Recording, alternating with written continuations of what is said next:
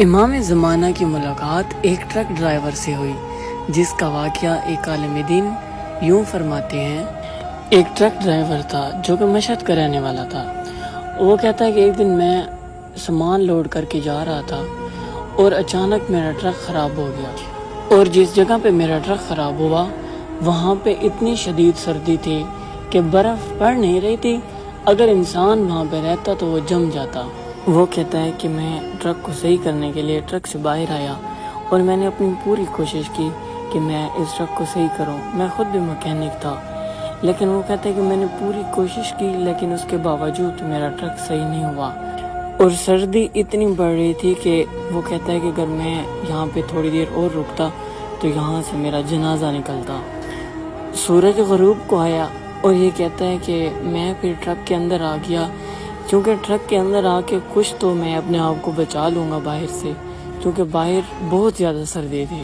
اور اس truck driver کو پتہ چل گیا تھا کہ اگر آج رات میرا ٹرک صحیح نہیں ہوا تو میں یہیں پہ مر جاؤں گا سردی کی وجہ سے، اور مجھے دور دور تک کوئی شخص نظر بھی نہیں آ رہا تھا کہ جس سے میں مدد مانگ سکوں۔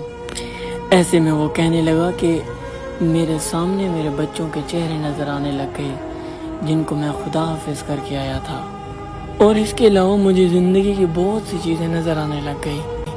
یہ ہر کسی کے ساتھ ہوتا ہے کہ انسان کی زندگی میں ایسے واقعات آ جاتے ہیں کہ انسان کو اپنے اعمال نظر آنا شروع ہو جاتے ہیں کہ یہ میری غلطی تھی، یہ میری کوتاہی تھی، کاش میں یہاں پہ یوں نہ کرتا۔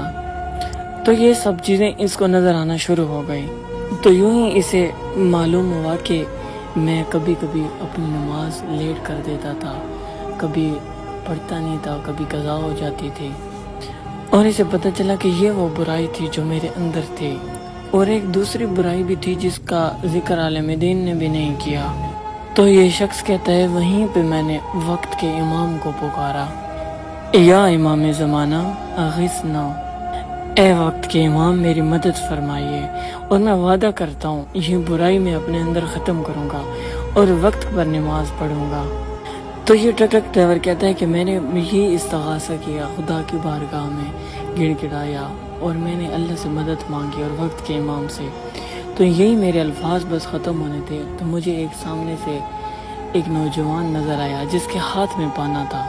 تو وہ میرے قریب آ کے شیشے والی سائڈ پہ مجھے کہنے لگا کہ آپ گاڑی کو سیلف دو۔ تو جیسے ہی ٹرک ڈرائیور نے گاڑی کو سیلف دیا تو گاڑی سٹارٹ ہو گئی۔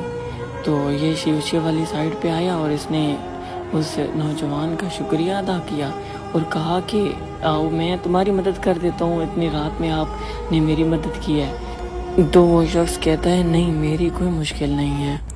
تو یہ ٹرک ڈرائیور کہنے لگا کہ نہیں آپ نے میری اتنے مدد کی ہے، اب میرا بھی تو حق بنتا ہے آپ کی مدد کرنا۔ تو وہ نوجوان کہنے لگا ہمیں کسی چیز کی ضرورت نہیں ہے، بس آپ اپنے اسی عہد پر قائم رہنا کہ جو تم نے کیا ہے۔ تو ٹرک ڈرائیور کہتا ہے کہ جیسے ہی میں نے یہ الفاظ سنے تو میرے جسم میں ایک لرزہ سا پیدا ہو گیا، اور میں اتنا بھی ادب نہ کر سکا کہ میں گاڑی سے باہر آتا اور اس کے پاؤں پکڑ لیتا۔ جیسے ہی میں باہر آیا تو وہ شخص غائب ہو چکا تھا، اور مجھے بعد میں احساس ہوا کہ یہ ہمارے وقت کے امام ہیں۔ وہ فرماتے ہیں کہ تم ہمیں یاد کرو، ہم تمہاری مدد ضرور کریں۔